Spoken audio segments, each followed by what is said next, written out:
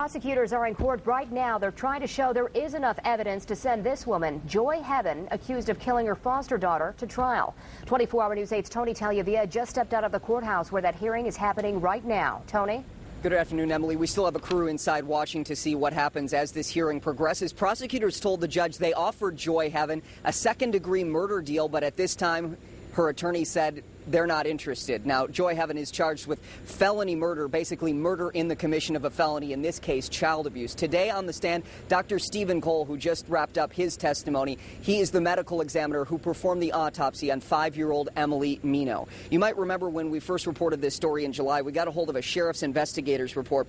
The investigator claimed Joy Heaven initially said her daughter had a seizure, but after an autopsy was performed, that sheriff's investigator said the Gaines Township woman admitted to shoving the girl. She went flying through the air and landed on her head, according to the report. The girl died in the hospital. With that medical examiner on the stand, prosecutors tried to show just how much force was needed to cause the brain injury Dr. Cole says killed the girl. Can a child 5 years of age fall from a standing position and receive that type of injury? In my opinion, no. Well, let me add something to the hypothetical. What if the child is pushed by an adult or a child, a simple push and a fall? Is that going to cause this type of subdural hematoma and resulting death? No.